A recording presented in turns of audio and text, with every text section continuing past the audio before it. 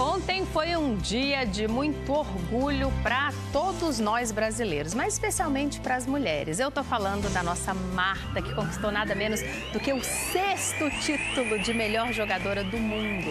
Então a gente vai conversar agora com o Departamento de Esportes da Band. O nosso queridíssimo Fernando Fernandes está no treino do São Paulo, mas parou para conversar com Superpoderosas. Então, Fernando, bom dia! Olá, Natália, um bom dia para você, é sempre um prazer, bom dia para todos. Pois é, todo mundo muito contente aí com essa premiação, esse reconhecimento da Marta. Que orgulho, né, Fernando? Não veio no Hexa, mas veio na Marta?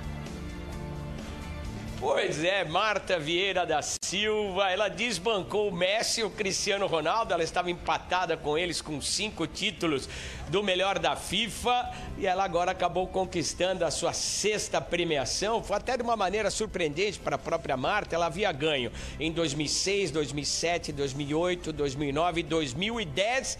8 anos depois, ela com 32 anos de idade, ela ganha esse reconhecimento, mas ela não ficou longe entre os melhores na eleição da FIFA. Apenas em 2015 ela não ficou entre as 3 melhores jogadoras do planeta. A Marta, que aí supera um hiato muito grande que vive o futebol brasileiro. O último brasileiro a receber esse prêmio da FIFA foi o Kaká. Em 2007, o Kaká, foi o último que recebeu isso, quando ele jogava pelo Milan. A Marta, que é alagoana, da cidade de Dois Riachos, ela jogou aqui no Brasil pouco, no Vasco, no Santa Cruz, também no Santos. E ela, para você ter uma ideia, Natália, é a maior artilheira de todos os tempos da seleção brasileira, com 101 gols marcados. Supera Pelé, Romário, Neymar e todo mundo. Vamos ver a declaração de ontem da Marta. Ela recebeu até com surpresa, depois de 8 anos, ser escolhida mais uma vez a melhor do planeta. Eu realmente estou sem palavras, porque é um momento fantástico.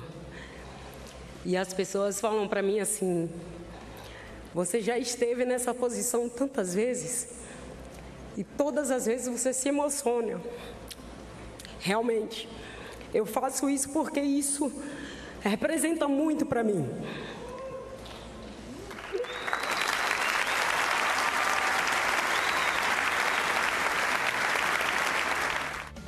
Que coisa bonita ver a Marta mais uma vez emocionada. E a gente está num bom momento para as mulheres no esporte brasileiro, né? Se você acompanha esporte, já pode ter visto que o prêmio mais que merecido da Federação Internacional de Basquete, de melhor em quadra, melhor jogador de todos os tempos em mundiais, foi para Hortência. Mais uma razão para a gente se orgulhar, né, Fernando?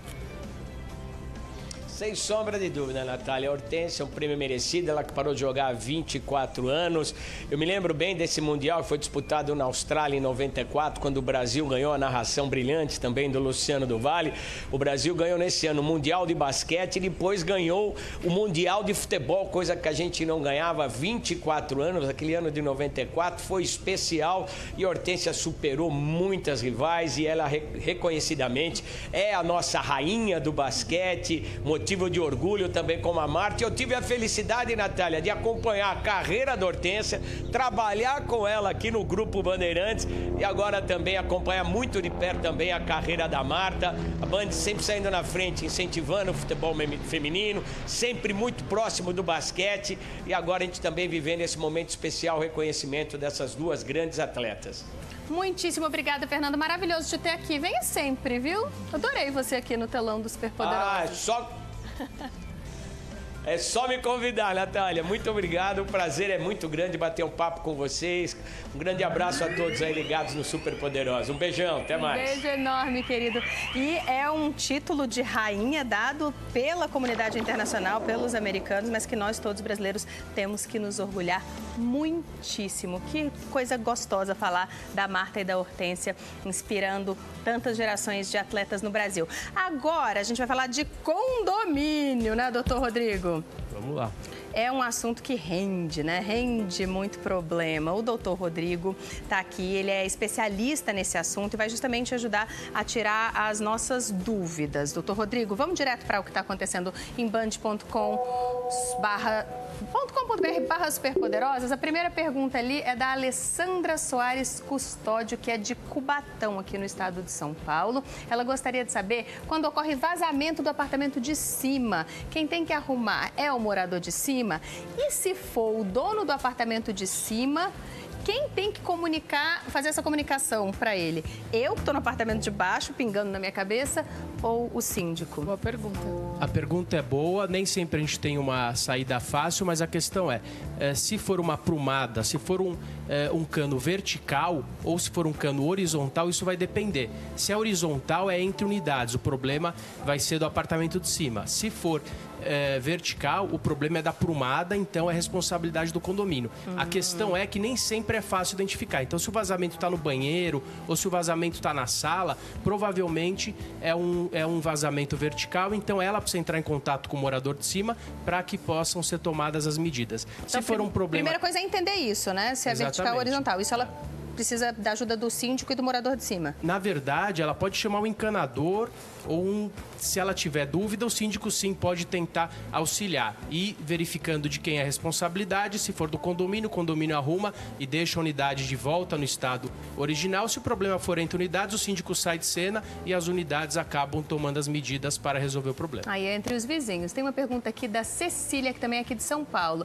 Ela dá bom dia a todos, diz que mora no primeiro andar de um apartamento sem condomínio, são apenas 4 unidades, e ela está com problema de barulho durante todo o dia e de segunda a domingo. Ela já conversou várias vezes e nada adiantou e já foi ofendida, já ofenderam. Como é que resolve? Não tem nenhum síndico para colocar na conversa. O que a Cecília tá passando, muitos condomínios têm passado, o barulho é algo que realmente incomoda. A gente vive em grandes centros, a gente quer chegar em casa, ter um pouco de tranquilidade, mas o vizinho nem sempre tem bom senso. Então a primeira situação é tentar resolver com paciência, com parcimônia, tentar conversar. Você está dentro da sua casa, você não pode criar uma animosidade, saber que o teu vizinho vai te xingar, então tentar resolver. Se infelizmente não existe uma saída pacífica, você vai ter que ingressar com uma ação judicial para que a unidade de cima se abstenha de fazer aqueles barulhos que vão estar te perturbando. E aí precisa procurar um advogado ou é dessas coisas que você vai naqueles juizados de pequenas causas que você vai sozinho?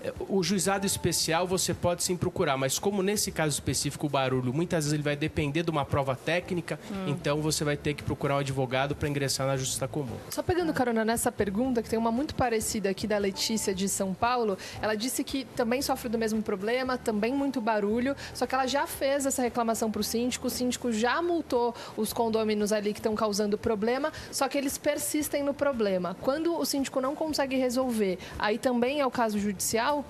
Quando o síndico não consegue resolver, a gente pode tentar levar o caso para uma junta de conciliação, o síndico pode chamar o advogado para tentar apaziguar, chamar as pessoas, tentar um acordo. Se infelizmente isso não for possível, a unidade que está se sentindo prejudicada, ela vai ter que ingressar com uma ação para que a unidade de cima ou de baixo se abstenha da prática desses barulhos, desses incômodos. Eu queria, pegando ainda carona nessa questão do barulho, eu me lembrei de uma situação, eu tenho uma clínica e daí o pessoal do andar de baixo começou a fazer uma reforma. E daí você imagina uma consulta médica com britadeira e a gente não conseguia se comunicar. Primeira coisa, eu tentei falar gentilmente com as pessoas e não funcionou. Eu acabei tendo que chamar a polícia, que também não funcionou. Nesse caso, como que funciona? Como que é? O que é o correto? É super pertinente, doutora. A questão é que muitas vezes as pessoas elas não têm noção de que elas podem estar te incomodando. Então, cada vez mais as pessoas vivem em condomínios, cada vez mais as pessoas saem de casas, de espaços maiores e vão se aglomerando em centros cada vez menores. Então, esses edifícios, você precisa saber respeitar o seu direito de vizinhança, você tem que ter o seu espaço, mas você tem que respeitar o espaço do vizinho. Então, o condomínio tem um papel essencial para resolver esse tipo de conflito. Então, se é um prédio comercial, o ideal é que as reformas não ocorram durante o horário comercial, ocorram após as 18, 19, 20. Então, é importante que as comunidades se reúnam em assembleias e ditem as regras que possam atendê-las a fim de apaziguar e resolver essas situações. Deixar sempre para a polícia, para o síndico ou para a justiça nem sempre é o melhor caminho. As comunidades elas podem se reunir para resolver esses problemas. Obrigada. Tem um monte de pergunta boa aqui. Olha, a Marisa de Curitiba está perguntando para a gente qual é a lei que detalha a divisão de taxa em relação a apartamentos duplex ou de cobertura que tem o dobro da área útil e o triplo de vagas de uma unidade normal. Ela deve estar pagando ali o mesmo condomínio que alguém com um apartamentão cheio de vaga na garagem. Nós tivemos uma sentença há uns anos atrás, de um caso em Minas Gerais, onde um morador de uma cobertura teve um ganho de causa para poder pagar menos condomínio, porque ele tinha uma unidade o dobro do tamanho, mas ele, pela teoria do proveito efetivo, ele convenceu a justiça argumentando que ele não deveria pagar o dobro do condomínio. Então, isso virou uma enxurrada de processos judiciais. Então, em tese, o que tem que ser respeitado é a fração ideal, aquilo que está na convenção, na concepção daquele condomínio. Aquela coletividade pode alterar isso, nem sempre o faz. Então, a pergunta dela, qual é a lei que ela tem que olhar? É a convenção... É o Código Civil, o artigo 1331 e seguintes, trata da fração ideal, a 4591 de 64, que é a lei de corporação, institui que, no momento que o condomínio vai surgir, ele precisa determinar a fração ideal de cada unidade e, assim, consequentemente, a forma de rateio dessas unidades. Acontece que, muitas vezes, aquele proprietário da cobertura se sente injustiçado. Poxa, eu não uso o dobro de portaria, eu não uso o dobro da piscina ou do salão de festas, porque eu tenho que pagar o dobro. Então, ingressa-se com uma ação para tentar reverter o quadro. Eu não sou favorável a esse tipo de situação e a justiça também olha essa situação com cautela. Por quê? Porque existe um regramento, existe uma lei e a convenção do condomínio determina. Em casos onde a pessoa não usa efetivamente, em casos, por exemplo, num condomínio onde existe uma loja, não é razoável que a loja pague, por exemplo, o uso do elevador. Então, nesse caso, não existe o proveito efetivo, a utilização efetiva e daí, em casos especiais, a justiça reconsidera e interfere numa relação interna do condomínio. Agora, doutor, eu vou te pedir a sua ajuda para responder a pergunta de um dos nossos câmeras aqui do estúdio, que hoje de manhã estava contando a história e ninguém tinha resposta para ele. Mas olha, Pedro, hoje o doutor Rodrigo vai conseguir te ajudar. Qual é o drama lá no seu condomínio? Então, doutor, bom dia. Minha namorada hoje foi sair com o carro e no momento que ela foi sair do portão, o portão bateu no para-choque dela e quebrou. Quem é o responsável pelo reparo? Excelente pergunta. Você estava esperando eu chegar, né, para perguntar. Então, ela tem que tomar cuidado com a entrada e saída no prédio. Porém, se no seu condomínio não tiver um sensor anti-esmagamento ou se a culpa foi comprovadamente de uma ação do porteiro, que agiu sem uma cautela devida, o condomínio tem que pagar. Então, se a culpa é dela, se ela agiu sem a cautela devida, não esperou o momento certo, ela tem que arcar com o prejuízo. Se o condomínio deu causa, se o porteiro não foi prudente ao abrir o portão, ou se o condomínio não tem aquele sensor anti-esmagamento que evitaria, o condomínio assume nesse caso. Respondido, Pedro? Respondido. Obrigado, viu, doutor? Bom, tem um monte de pergunta aqui, ó. O Maurício é lá de Porto Alegre, está acompanhando a gente. E ele gostaria de saber como é que ele lida com o vizinho antissocial que insiste em fumar na janela do apartamento e prejudica, assim, a saúde do morador de cima com a fumaça do seu cigarro. Existe uma lei que o proteja? Manda o síndico? O que é que faz? Até queria pegar uma caroninha na pergunta do Maurício. Tem gente que pergunta se pode romper o aluguel quando ele está sendo importunado e o problema não é resolvido. Legal.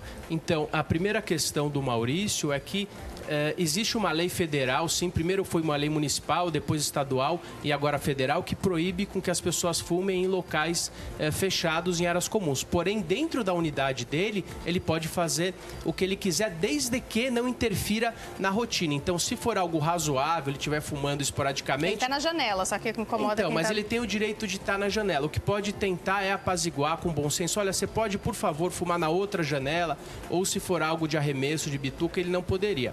A questão do aluguel, o proprietário ele não tem culpa por estar locando imóvel onde a pessoa embaixo ou em cima acaba incomodando. Ele pode tentar resolver com o proprietário de forma pacífica para que ele não aplique a multa e ele possa sair daquela unidade. Mas o condomínio, aquele proprietário que perdeu esse aluguel, inclusive pode entrar com uma ação contra aquele condômino de baixo que está perturbando, se isso for algo realmente comprovado. Doutor Rodrigo vai ter que voltar, tem muito assunto, vai voltar, doutor Rodrigo. Muito obrigada, doutora Ana Lúcia Beltrame, foi um prazer recebê-la. Fique agora com o Jogo Aberto, a gente se vê às 10 para as 10 na tela da